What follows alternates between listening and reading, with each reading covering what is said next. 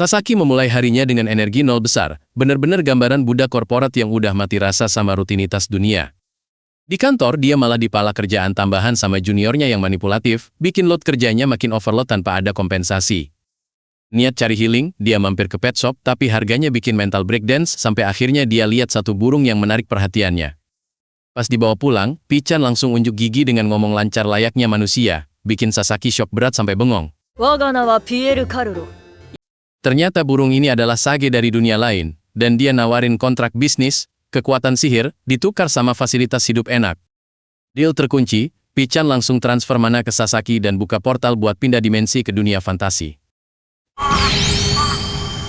Sampai di Isekai, mereka ketemu French, koki handal yang lagi apes dipecat, dan Sasaki langsung cium peluang bisnis buat rekrut dia. Dia bawa barang modern ke Mueller, dan bangsawan itu langsung terpukau sama kualitas barang yang gak ada tandingannya di dunia itu. Balik ke dunia nyata, Sasaki mulai grinding skill sihirnya bareng Pichan, belajar elemen dasar, biar gak cuma jadi pedagang doang. Dengan confidence baru, dia berani nolak ajakan bisnis juniornya yang shady, karena dia udah punya tambang emas sendiri di dunia sebelah. Tapi pas coba casting spell di toilet kantor, kontrolnya masih ampas, sampai bikin ledakan air yang nyaris bikin satu gedung banjir. Pas pulang kerja, apesnya dia malah kejebak di tengah duel maut antara cowok gila dan cewek misterius yang punya kekuatan supranatural.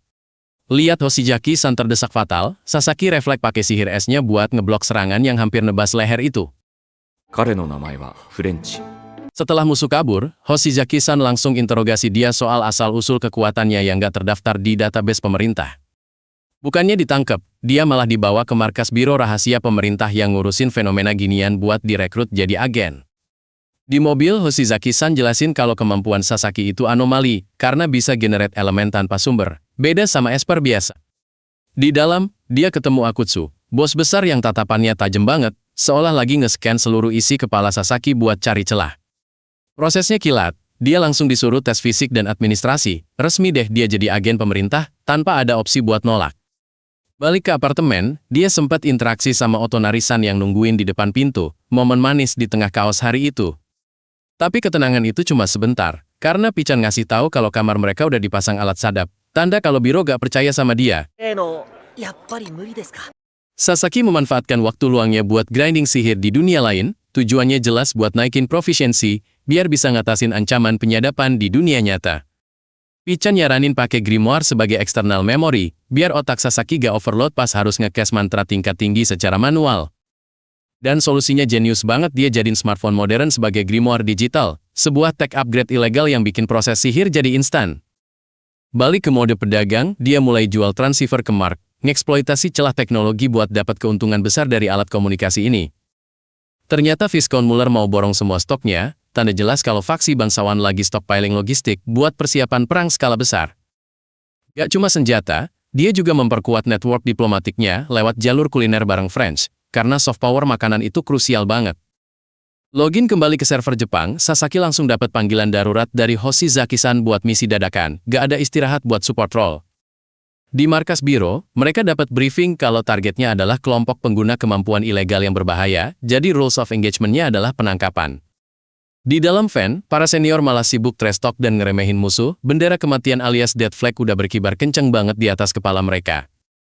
Tim mulai melakukan breaching ke arena bowling dengan formasi rapat, tameng di depan buat antisipasi ambush dari sudut gelap. Tapi ruangan kosong itu cuma pancingan, karena musuh langsung mutusin jalur komunikasi, biar tim ini terisolasi total dari pusat komando. Serangan psikokinesis brutal dimulai, bola bowling diubah jadi proyektil mematikan yang langsung ngeratain formasi mereka dalam sekejap mata. Hoshizaki-san terpojok fatal, jadi Sasaki terpaksa buka kartu dan pakai sihir es buat ngeblok serangan itu demi nyelamatin nyawa partnernya. Bos utama akhirnya muncul, Shizuka keluar dengan aura yang beda level, jelas banget dia bukan mob kroco yang bisa diremehin. Hoshizaki-san coba adu mekanik pakai kekuatan airnya, tapi stat difference-nya terlalu jauh dan dia langsung kena counter telak sampai mental. Sasaki masuk lagi buat cover Hoshizaki-san, dia pakai ice wall buat nyelamatin partnernya dari execute musuh yang udah di depan mata. Sadar gak bakal menang adu DPS, Sasaki coba jalur diplomasi dengan pura-pura jadi noob yang gak tahu apa-apa buat nurunin agro musuh. Shizuka tahu Sasaki itu lagi smurfing, tapi dia setuju buat draw karena ngelawan Sasaki bakal ngabisin terlalu banyak mana dan waktu berharga. Kesepakatan tercapai, musuh mundur teratur, dan Sasaki berhasil nyelamatin nyawa Hoshizaki-san tanpa perlu ngeluarin full powernya. Pas makan malam, Hoshizaki-san ngaku kalau dia sebenarnya masih di bawah umur, sebuah plot twist yang bikin Sasaki makin respect sama dedikasinya. Sasaki tahu betul aset utamanya adalah Pichan, jadi dia investasikan daging sapi Kobe Premium sebagai biaya maintenance, biar partnernya tetap loyal. Sambil evaluasi pertempuran kemarin, dia sadar build-nya terlalu glass cannon, jadi prioritas sekarang adalah grinding skill pertahanan sebelum ambil quest lagi. Tapi mood santai itu hancur total, karena Mueller tiba-tiba drop info kalau negara ini udah masuk fase perang terbuka lawan kekaisaran tetangga. Mueller langsung nodong Sasaki buat jadi logistik support karena sadar supply chain modern dia adalah satu-satunya cara buat ngimbangin musuh yang overpowered. Sasaki coba nolak halus biar gak terseret politik, tapi Mueller mainin kartu, tanggung jawab bangsawan, sampai dia gak punya celah buat kabur. Akhirnya dia terpaksa ambil quest itu, tapi Pichan langsung interogasi, kenapa dia mau repot-repot ngurusin negara yang udah diambang game over ini. Di sini Pichan buka kartu asnya, dia ngaku kalau dia itu Star Sage, legendaris dan siap turun tangan demi ngamanin stok makanan enak di kota ini. Lanjut ke sektor ekonomi, French mulai panik karena inflasi perang bikin harga bahan baku meroket gila-gilaan. Sasaki langsung manfaatin momen ini buat ngikat loyalitas French, dia janji bakal supply bahan murah biar restorannya gak gulung tikar. Gak pakai lama, dia datengin Yosef di gilda dagang dan langsung flexing kekayaan buat nge-bypass birokrasi pembelian barang dalam jumlah masif. Dan inilah cheat code-nya, Pichan aktifin sihir teleportasi buat mindahin logistik berminggu-minggu cuma dalam hitungan detik tepat, di depan muka Mueller. Biar identitas aslinya aman, Sasaki lempar kreditnya ke legenda Star Sage, bikin Mueller makin merasa bersalah karena gagal ngelindungin pahlawan masa lalu. Balik ke dunia nyata, niat Sasaki buat low profile gagal total karena Hoshizaki malah ngasih promosi jabatan gara-gara insiden gudang kemarin. Sekarang dia kejebak harus kerja bareng Hoshizaki buat rekrut esper lain, yang artinya, resiko ketahuan identitas gandanya makin kritis. Pas pulang, dia ketemu Otonari-san yang kelihatan starving, jadi dia kasih ransum roti buat jaga hubungan tetangga tanpa terlalu intimate. Sambil makan kue, Pichan jadi melankolis mikirin masa lalunya, momen langka di mana burung ini nunjukin sisi wise-nya di depan Sasaki. Tapi istirahatnya gak lama, karena Mark langsung nyeret dia balik ke mansion Mueller buat ngadepin masalah internal keluarga yang lagi kaos. Ternyata ada perebutan kekuasaan brutal antar saudara, dan Elsa yang tsundere ini posisinya kejepit di tengah-tengah konflik warisan. Mueller sadar nyawa putrinya terancam, jadi dia minta tolong Sasaki buat jadi bodyguard dadakan dan nyembunyiin Elsa di tempat aman. Sasaki setuju ambil tanggung jawab itu, walau dia tahu ini bakal nyeret dia masuk ke pusaran intrik bangsawan yang jauh lebih ribet dari sekedar dagang. Sebastian lagi susun rencana busuk lewat komunikasi jarak jauh, mastiin skenario buat ngehancurin keluarga Mueller berjalan mulus tanpa hambatan. Sementara itu di hutan, Maximilian sama Kai sengaja duel pedang buat bikin vaksin pertarungan biar rencana playing victim mereka kelihatan meyakinkan. Balik ke markas, Sebastian makin percaya diri kalau kekacauan bakal segera meledak dan dia siap paksa targetnya buat pensiun dini. Di tempat lain, Sasaki lagi nyajiin kari spesial buat Elsa yang langsung jatuh cinta sama rasanya. Tapi Pichan hampir aja blunder fatal dengan ngomong pas dia lus. Suasana santai langsung berubah horor pas Sebastian bawa bukti pedang berdarah, ngeklaim kalau kepala keluarga sama pewarisnya udah tewas dalam pertarungan brutal. Gak kasih napas buat berduka, Sebastian langsung pressure Elsa buat ambil alih posisi kepala keluarga, padahal itu cuma taktik licik buat jadiin dia boneka. Di perjalanan evakuasi, Mark jelasin kalau garis depan udah jebol total lawan kekaisaran Ogen, makanya mereka harus kabur ke ibu kota secepatnya sebelum terkepung. Tapi Pichan gak terima wilayahnya diacak-acak, jadi dia minta Sasaki buat backup dia ngelakuin serangan balik buat muter balikin keadaan perang. Tanpa babi bu, Sasaki aktifin mode terbang buat bawa Pichan ke atas kam musuh, nyiapin posisi strategis buat airstrike dadakan. Pichan langsung cast sihir level bencana alam yang bikin satu batalion musuh rata tanah dalam sekejap, ninggalin kawah raksasa yang bikin Sasaki merinding. Apa siap pas mau balik, mereka diintersep sama musuh yang langsung ngajak dogfight udara, misahin Sasaki dari Pichan secara paksa. Jatuh ke hutan, Sasaki malah nemuin Muller sama Adonis yang ternyata masih hidup tapi sembunyi di gua, langsung aja dia kasih first aid buat mulihin stamina mereka. Pas mau gerak, mereka disergap pasukan musuh, tapi Sasaki sigap pasang barrier buat nahan serangan jarak jauh biar dua ksatria itu bisa fokus counter attack. Melihat jumlah musuh makin banyak, Sasaki langsung lepasin sihir petir AOE buat nyapu bersih kroco-kroco yang ngehalangin jalan. Situasi makin runyam karena bos monster High Orc muncul bawa pasukan, bikin formasi pertahanan mereka terancam jebol karena perbedaan power fisik. Sasaki sadar damage fisik musuh gak main-main, jadi dia spam barrier berlapis buat nahan hantaman gada raksasa itu sambil nunggu celah. Untungnya Pi-chan balik tepat waktu dan langsung one-shot si High Orc, bikin sisa pasukan musuh kocar-kacir ketakutan lihat power gap yang gila itu. Gara-gara aksi barusan, Mueller salah paham dan ngira Sasaki adalah Star Six legendaris, dan Sasaki terpaksa iyain aja biar identitas asli Pi-chan aman. Gak mau buang waktu di hutan, Sasaki langsung aktifin sihir teleportasi jarak jauh buat mindahin seluruh party langsung ke halaman mansion dalam sekejap. Kedatangan mereka bikin gempar satu mansion, dan Elsa langsung lari meluk bapaknya yang dikira udah mati, bikin momen haru di tengah kekacauan. Sebastian langsung pucat pas lihat Muller masih hidup, apalagi pas Kai sama Maximilian muncul, ngebongkar kalau kematian mereka cuma prank taktis buat mancing pengkhianat. Muller akhirnya jelasin kalau semua drama ini adalah counter intelligence buat ngejebak Dietrich yang ada di balik layar, dan sekarang skakmat buat kubu lawan. Otonari-san udah mode survival nungguin asupan gizi, tapi pas dia nyerah dan mau ninggalin jatah makan, dia malah nemu sesuatu yang bikin jantung copot. Ternyata ada cewek misterius yang sekarat di gang sempit, dan kondisinya benar-benar kritis sampai bikin Otonari-san panik total. Polisi langsung secure area, tapi obrolan detektif soal Suigen ngasihin kalau ini bukan kriminal biasa, tapi ada unsur supranatural yang terlibat.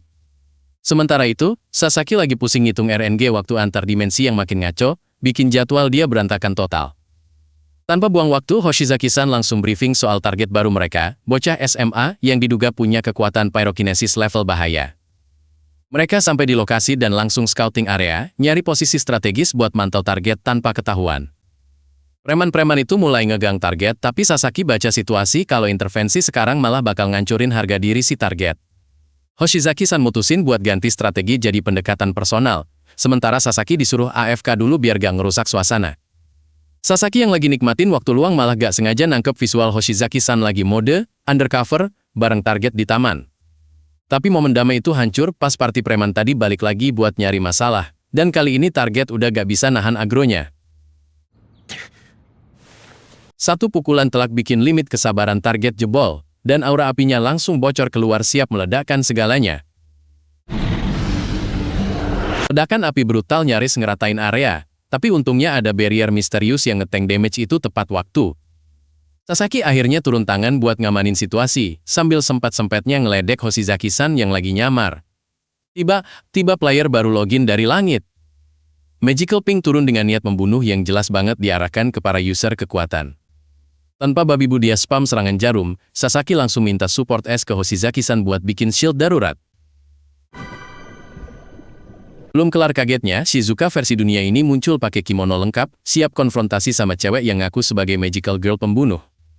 Ternyata cewek pink ini punya dendam kesumat sama pengguna kekuatan, dan dia gak segan-segan buat ngehabisin siapa aja yang punya bakat supranatural. Di tengah debat kusir, Shizuka malah ngelakuin friendly fire ke Hoshizaki-san biar dia gak jadi beban di fight level tinggi ini. Sasaki langsung switch role jadi tank evasion, dia terbang mancing agro musuh biar Shizuka bisa nyiapin serangan balik. Dan plot twistnya Magical Pink ngaku kalau dia udah ngekill peri pendampingnya sendiri, tanda kalau dia udah bener-bener broken. Sasaki baru bangun dan langsung dapat quest berat, karena Shizuka tiba-tiba minta ganti faksi ke organisasi tempat dia kerja. Akutsu di markas pusat lagi pusing ngitung damage cost, dia sadar opsi terbaik cuma negosiasi damai daripada perang terbuka. Sasaki ngasih briefing taktis soal sistem keamanan, dia nyaranin Shizuka buat ngehancurin kamera pengintai nanti biar jejaknya bersih. Sementara itu Hoshizaki-san mulai curiga sama setup keamanan kantor, dia ngerasa privasinya udah di-invade total sama atasan. Sasaki mampir shop buat beli item swap, dia mikir Umejam bakal jadi gift yang pas buat ngeboost mood bosnya nanti. Hoshizaki-san kaget denger info soal Shizuka, dia sadar kalau power level cewek itu jauh di atas rata-rata dan punya skill drain yang bahaya. Pas ketemu bos, Hoshizaki-san langsung ngegas soal isu kamera. Dia gak terima jadi objek surveillance ilegal kayak gitu. そういう問題じゃないと思います。 Akutsu nangkis komplain itu dengan santai. Dia pakai alasan orientasi seksual buat ngedodge tuduhan pelecehan dan bikin lawannya diem. Sasaki ngeluarin senjata rahasianya, umeboshi legendaris yang langsung bikin pertahanan mental Akutsu break seketika. Hoshizaki-san yang penasaran ikut nyicipin, tapi stats asamnya terlalu tinggi buat lidah dia yang belum siap nerima critical hit itu. Situasi berubah tegang pas Shizuka ngeluarin kartu as, dia ternyata tahu rahasia Pichan lewat skill deteksinya yang nembus tembok. パソコンを眺めて独り言。 Shizuka ngasih peringatan keras, posisi Sasaki sebagai pejabat organisasi, bikin dia jadi target agro banyak pihak yang gak suka. Sasaki nyusun rencana buat nyogok Pichan, dia tahu kelemahan partnernya itu cuma di perut, dan bakal luluh sama daging mahal. Pichan akhirnya setuju aliansi, kalkulasi untung ruginya langsung bias gara-gara janji loot makanan mewah tiap bulan. Shizuka nawarin trade barang dari Isekai, ini bisa jadi sumber gold tak terbatas buat ngebiayain operasional mereka ke depannya. Di meeting online, Akutsu nyoba ngepres Shizuka buat mastiin loyalitasnya sebelum tanda tangan kontrak kerjasama. Akutsu mutusin buat nerima Shizuka, tapi dia licik banget ngelempar semua tanggung jawab mikromanajemen ke pundak Sasaki. Misi sukses, mereka langsung pindah lokasi ke pub buat ngerayain aliansi baru ini sambil refill stamina yang udah terkuras. Hoshizaki-san dapat buff tak terduga dari telur dadar itu, rasanya bikin dia lupa sama semua kekesalan dan langsung happy. なんじゃ、本人の前。 Hoshizaki-san mulai jealous lihat chemistry mereka berdua, dia ngerasa posisinya sebagai partner utama, mulai kegeser pelan-pelan. Shizuka malah makin jadi ngegodainya, dia nyuapin Hoshizaki-san buat ngeruntuhin tembok pertahanannya, dan bikin suasana makin cair. Di layar kaca, samurai itu pamer skill pedang level dewa, nebas musuh tanpa ampun dalam satu kali tebasan kilat. Tapi realitanya, Sasaki cuma om-om kantoran yang lagi fanboying parah sama peliharaan imutnya sendiri. Sementara di dunia lain, Raja lagi ngasih patch note baru soal suksesi takhta yang bakal bikin server politik negara itu kaos berat. Mark lagi asik nikmatin hype kesuksesannya, tapi tiba-tiba ada kereta kuda nyelonong yang hampir bikin dia game over di tempat. Sasaki lagi sibuk inventory cek buat dagangan barunya, tapi Pichan kelihatan mencurigakan kayak lagi nyembunyiin loot rahasia. Pas nyampe di markas Mueller, sambutannya sih ramah, tapi insting Sasaki nangkep ada vibe yang gak beres di udara. Mueller langsung to the point, dia nyuruh Sasaki cabut, karena event perang saudara antar pangeran udah resmi dimulai. Tapi Sasaki malah all in, dia nolak kabur, dan malah nyodorin teknologi komunikasi canggih sebagai modal buat support faksi Mueller. Sayangnya timingnya busuk banget, karena tiba-tiba ada kabar kalau Mark udah kena gang dan ditangkap sama kubu lawan. Sasaki langsung sadar ini jebakan taktis, musuh manfaatin rival bisnis buat ngeframe Mark dan ngerusak ekonomi faksi mereka. Mueller akhirnya ngasih quest item berupa belati otoritas, dan Sasaki siap terjun langsung buat misi penyelamatan. Di perjalanan, Sasaki mutusin buat gak pakai brute force sihir Pichan, tapi bakal main cantik pakai strategi politik. Dia nyusup ke penjara buat nemuin Mark ngasih buff mental, biar partner bisnisnya itu gak putus asa duluan. Pas dihadang penjaga, Sasaki langsung ngebluff pakai nama pangeran kedua, bikin nyali lawan ciut seketika karena takut salah langkah. Langkah selanjutnya, dia nemuin Yosef dari Kepler Company buat ngajak aliansi bisnis demi ngecounter monopoli musuh. Sambil jalan, Sasaki mulai scouting pasar, nyari komoditas yang punya value tinggi buat diputerin modalnya. Sambil ngisi tenaga, dia sama Pichan nyusun rencana arbitrage emas, manfaatin selisih harga antar dimensi buat cuan maksimal. Tapi pas lagi lengah, Pichan malah keceplosan ngomong depan Elsa, bikin cover identitas mereka hampir bocor total. Sasaki langsung nambahin bumbu cerita kalau Pichan itu familiar langka, dan untungnya Elsa nelen mentah alibi itu. Setelah urusan kelar, mereka langsung fast travel balik ke Jepang sambil bawa muatan emas batangan dalam jumlah gila. Di gudang, Shizuka sampai melongo lihat tumpukan emas itu, sadar kalau Sasaki baru aja bawa aset yang nilainya gak ngotak. Di dunia lain, Mueller panik setengah mati nyariin Elsa yang hilang di tengah malam, takut tuan putrinya kenapa-napa. Balik ke gudang, Shizuka langsung roasting outfit Elsa yang menurut dia terlalu mencolok, curiga kalau itu cuma cosplay mahal. Sasaki minta waktu private, terus Pichan jelasin kalau sihir penerjemahnya punya fitur autofilter, biar rahasia Isekai tetap aman. Tapi Elsa gak bisa dibohongin, dia langsung nodong Sasaki soal tumpukan emas itu karena ngira mereka sekongkol sama musuh. Sasaki tetap cool, dia jelasin kalau emas itu justru modal bisnis buat nyelamatin Mark, bikin Elsa akhirnya mau percaya. Suasana mendadak tense pas Shizuka nyerang Elsa pakai sihir, tapi Pichan langsung blok serangan itu pakai barrier. Shizuka ngeles ada serangga, tapi Pichan gak terima alasan basi itu dan langsung balas nanam kutukan di tangannya. Kutukan itu bakal bikin badan Shizuka busuk kalau dia punya niat jahat, jadi sekarang dia resmi diskakmat sama burung pipit. Buat cairin suasana, Sasaki ngajak Elsa jalan-jalan keliling Tokyo biar dia paham kalau dunia ini beda banget sama tempat asalnya. Pas naik kapal, Elsa langsung culture shock lihat hutan beton Tokyo, sementara Sasaki jelasin visi damai dia buat dua dunia. Di taman, Elsa nyobain crepe dan langsung kena critical hit sama rasanya, sampai lupa kalau dia lagi di dunia asing. Apasnya, kru TV datang buat wawancara dadakan, dan Sasaki sadar kalau muka mereka bakal ke-expose ke seluruh negeri. Tanpa mikir panjang, Shizuka langsung ancurin kamera itu pakai sihir, bikin situasi makin kaos dan gak terkendali. Sasaki langsung gendong Elsa dan kabur secepat kilat, sadar kalau drone pengintai biro udah ngelacak posisi mereka dari tadi. ずっと見られていた。 Di markas biro, Akutsu udah nunggu dan langsung kalat Shizuka sebagai ability user rank B yang mereka cari. Akutsu ngasih tes loyalitas gila, Shizuka harus bunuh orang yang ganggu operasi kemarin, padahal targetnya ya si Sasaki sendiri. Kocaknya, Sasaki malah ditunjuk jadi support buat misi pembunuhan dirinya sendiri. Bener-bener komedi putar nasibnya. Balik ke apartemen, Sasaki jelasin kenapa Elsa harus sembunyi. Karena di sini manusia tanpa ide bakal langsung diciduk aparat. Elsa takut dunianya kalah canggih, tapi Pichan ingetin kalau monster di sana jauh lebih letal daripada senjata modern sini. Pas lagi santai nonton TV, Elsa dengar suara mainan kaca yang familiar banget, nandain ada jejak dunianya yang nyasar ke sini. French nekat nyusup ke dungeon buat ngasih suplai logistik ke Mark, berharap koneksi dia bisa nembus birokrasi penjara yang korup. Meskipun kondisinya kritis, Mark tetap ngejaga mentalnya stabil demi ngehargain usaha French, walau sebenarnya dia udah pasrah sama nasib. Balik ke markas, Mueller minta maaf karena gagal ngelindungin aset berharga mereka, tapi Elsa justru ngerasa bersalah karena jadi beban tim. Tiba-tiba Herman datang dengan gaya sok akrab, padahal dia bawa kabar buruk soal vonis mati Mark yang bakal dieksekusi dalam hitungan hari. Sadar ini serangan politik, Mueller mutusin buat langsung nyerbu markas musuh buat negosiasi, sementara Sasaki mulai nyusun profil psikologis targetnya. Pichan skeptis sama rencana diplomasi ini karena resikonya tinggi, tapi Sasaki yakin dia punya kartu as yang gak bisa ditolak sama orang Sarakah. Dietrich langsung masang tembok pertahanan tebal dan nolak mentah-mentah, ngerasa posisinya udah di atas angin, dan gak butuh negosiasi. Nah di sini Sasaki ngeluarin senjata rahasianya, dia pamerin teknologi modern yang di mata orang sini kelihatan kayak sihir tingkat tinggi. Umpannya dimakan telak, Dietrich langsung kepincut sama material asing itu, dan mulai nanya-nanya soal supply chain barang-barang tersebut.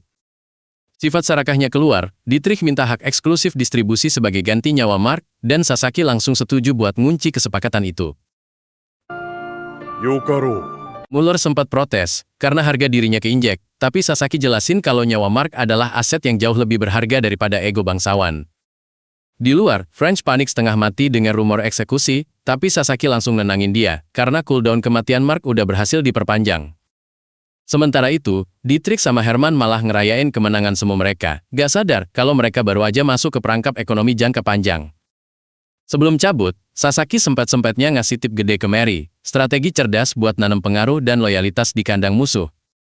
Sekarang masalahnya adalah modal, jadi Sasaki nemuin Yosef buat minta suntikan dana segar dengan jaminan stok barang di masa depan. Tapi situasi jadi aneh banget pas Matisse tiba-tiba muncul di gudang, padahal harusnya dia cuma NPC bankir yang ada di dimensi Jepang. Balik ke Jepang, Otonari-san lagi mode stalking di depan pintu, curiga berat sama pola keluar masuk Sasaki yang makin gak wajar. Keanehan makin menjadi pas Matisse yang asli nelpon dari Jepang, ngebuktiin kalau Matisse yang di dunia fantasi tadi adalah anomali atau doppelganger. Sampingin misteri itu, Sasaki langsung balik lagi ke dunia fantasi bawa logistik lengkap, disambut hangat sama tim Mueller yang udah nungguin. Dengan deadline yang udah diundur, French bisa jenguk Mark lagi dengan harapan baru, sementara para villain masih mabuk kemenangan tanpa sadar badai bakal datang. Sasaki berusaha nenangin French yang lagi panik parah, karena mereka harus pasang poker face sempurna buat negosiasi tingkat tinggi ini. Gak lama kemudian bos musuh datang bawa aura intimidasi, dan parahnya Mark masih disandera di dalam kereta buat jadi kartu as mereka. Tapi Sasaki langsung ambil inisiatif buat ngontrol situasi, manfaatin status dia sebagai owner tempat itu buat nekan mental lawan sejak awal. Sayangnya Dietrich gak gampang digoyah, dia sengaja nahan Sandra di luar, biar posisi tawar dia tetap di atas angin. Nah disinilah Sasaki mainin kartu jokernya, karena tiba-tiba Adonis muncul dan bikin hierarki kekuatan di ruangan itu langsung kebalik total. Dengan adanya backingan royal, Adonis langsung setir pembicaraan pakai alibi pesta makan, bikin musuh gak punya celah buat nolak diskusi. Terus dia sama Muller mulai ngelakuin pincer attack secara verbal, muji-muji musuh, biar mereka lengah sebelum topik utamanya dijatuhin. Akhirnya bomnya meledak, Adonis langsung nembak poin utama buat bebasin Sandera sambil nawarin kompensasi biar musuh gak bisa ngeles lagi. Tapi Dietrich masih ngeyel dan malah nyodorin kontrak monopoli sepihak, jelas banget dia mau meres keuntungan sampai kering. Untungnya Sasaki udah siapin counter trap, dia ungkap kalau barang dagangannya itu sebenarnya dilindungi mandat kerajaan, jadi musuh gak bisa sembarangan klaim. Karena skakmat secara hukum, Dietrich jadi desperado dan minta tebusan gila 1000 koin emas cuma buat muasin egonya doang. Gokilnya, Sasaki langsung yain permintaan mustahil itu tanpa kedip, bikin musuh yang tadinya mau ngebluff malah jadi kena mental sendiri. Setelah dia langsung double down dengan nawarin pembayaran cash keras dalam seminggu, bikin Dietrich makin keringet dingin karena sadar dia salah lawan. Sambil nekan, Sasaki pakai narasi patriotik soal pertahanan negara, jadi posisi moral dia sekarang jauh di atas musuh yang cuma mikirin duit. Pas musuh coba ngeraguin statusnya, Adonis langsung turun tangan buat validasi. Dan itu bener-bener mutusin harapan terakhir Dietrich buat ngelawan. Akhirnya pertahanan mental Dietrich jebol juga. Dia terpaksa nyerah dan setuju lepasin Sandera walaupun mukanya udah asem banget. Biarpun udah kalah, dia masih sempat-sempatnya ngancem bakal bikin masalah kalau duitnya gak cair, bener-bener sore loser sejati.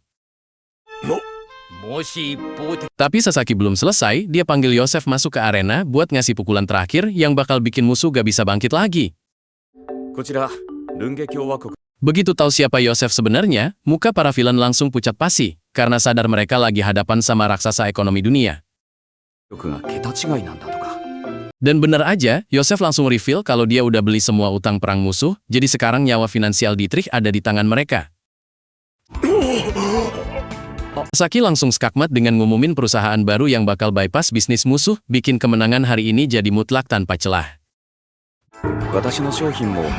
Berkat strategi 4 di chess itu, Mark akhirnya bebas dengan selamat, dan aliansi mereka sekarang punya power yang gak main-main buat kedepannya. Sasaki gak pakai lama, langsung pop barrier kuningnya buat nahan suppressive fire dari tim SWAT yang ngebobol masuk. Dia nemuin Shizuka yang sekarat di blind spot, terus langsung spam healing magic ijo buat nutup luka fatalnya sebelum HP-nya habis.